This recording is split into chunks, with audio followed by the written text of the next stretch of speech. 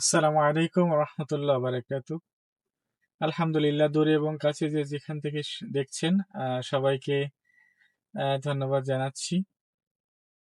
এখানে প্রচন্ড জ্যাম। ওহো, ইন্না লিল্লাহি ওয়া ইন্না ইলাইহি রাজিউন। সামনে পুলিশ ভাইয়েরা দাঁড়িয়ে আছে। পুলিশ ভাইদের কথা কি বলবো, একটু যদি এলোমেলো করা হয় তাহলে মামলা টুকে দেবে। সিগন্যালটা ওনারাই ছেড়ে দিয়েছে, আবার ওই পাশ থেকেও ছেড়ে দিয়েছে, তো দুদিক থেকে ছেড়ে দিলে কিন্তু একটা বিশাল জটিলতার মধ্যে পড়ে যেতে হয়। ঠিক তেমনই আমি পড়ে গেছিলাম, কিছুটা ভয় পাচ্ছিলাম যে ওরা আবার আটকায় কিনা। একদম অনিয়ম আমাদের ঢাকার শহরে রাস্তার বিষয়গুলো একদম অনিয়ম, মানে কোনো নিয়ম নীতি নেই, ঠিক আছে। রিক্সা, ভ্যান, মানুষ, পথচারী যে যেখান থেকে পারে সে সেখান থেকে তার মতো করে চলার চেষ্টা করে। আসলে আমরা যদি প্রত্যেকের জায়গা থেকে আইনগুলো নিয়মগুলো মেনে চলি, তাহলে এই দেশ কিন্তু আমরা অনেক দূর পর্যন্ত আগিয়ে নিয়ে যেতে পারবো। আসলে আমাদের মধ্যেই বিশৃঙ্খলা, আমরাই এলোমেলো, যে কারণে আমাদের দেশটাও এলোমেলো হয়ে আছে। তো অনেক জ্যাম, এই সময় আসলে অনেক জ্যাম হয়। এটা ৭ রাস্তার মোড়। দেখা যাক। ওখানে প্রায় আধা ঘন্টা দাঁড়িয়েছিলাম আমি। এই যে হাতির ঝিলের যে সিগন্যালটা রয়েছে সেখানে, এটা ৭ রাস্তার সিগন্যাল। এখানেও মোটামুটি প্রচুর জ্যাম। সকালে যখন আমি ফিরতেছিলাম, তখন ওই সামনে সিটি পাম্পের সামনে একটা দুর্ঘটনা ঘটেছিল, একটা নোয়া গাড়ি অ্যাক্সিডেন্ট হয়েছিল। ডান পাশে যে আপনার ডিভাইডার দেখছেন, সেই ডিভাইডার ভেঙে অপর সাইডে চলে গিয়েছিল। সামনের বনাট এবং ইঞ্জিন সব দুমড়ে মুচকে গিয়েছিল।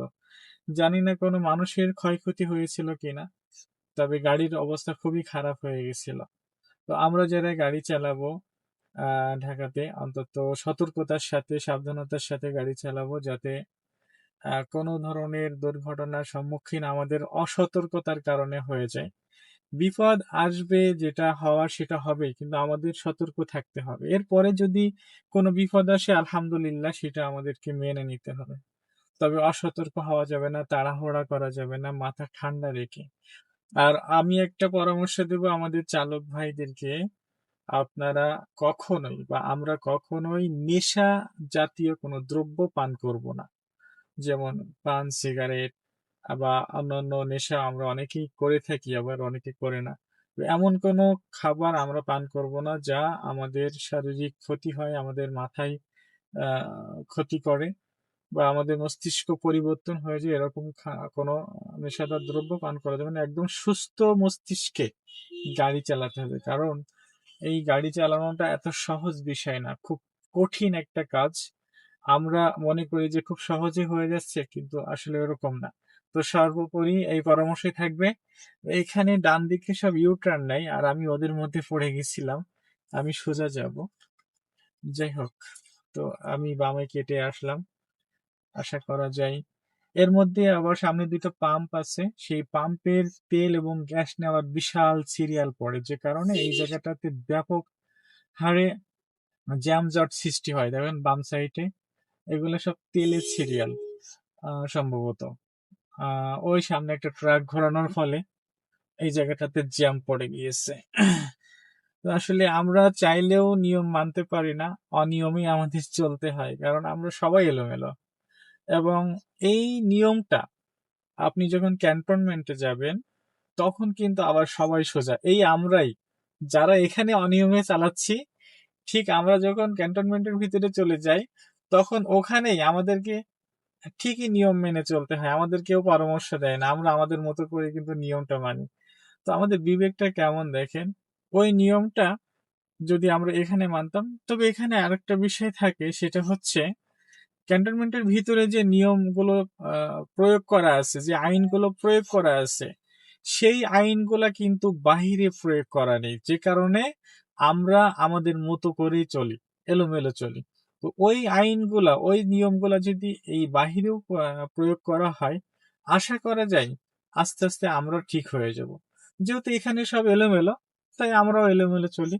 বাম পাশে দেখতে পাচ্ছেন বিশাল লম্বা সিরিয়াল, এই গাড়িগুলা সব তেল নেবে, ঠিক আছে? এই তেল নেওয়ার কারণে সিরিয়াল দিয়েছে, আর এখানে একটা লেন হয়ে গেছে, এখানে 3টা লেন, সেখানে 2টা লেন গাড়ির সিরিয়াল তেল নেওয়ার জন্য, আর একটা লেন ফাঁকা আছে, যে কারণে পিছনে কিন্তু অনেক জ্যাম পড়ে গিয়েছে।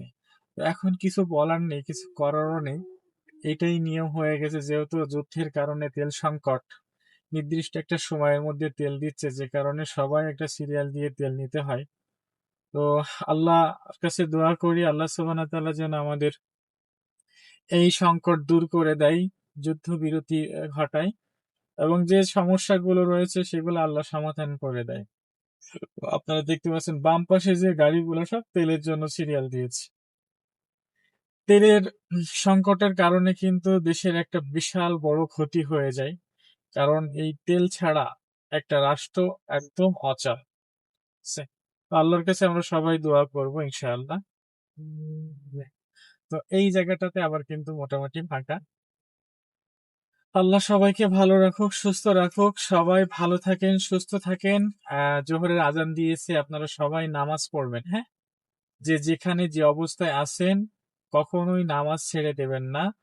যত কষ্টই হোক, অন্তত 5 ওয়াক্ত নামাজ আদায় করবেন। জামাতে না পারলে একা একা পড়ে নেবেন। যদি অক্ত পারও হয়ে যায়, পরবর্তী সময়ে সেটা করে নেবেন।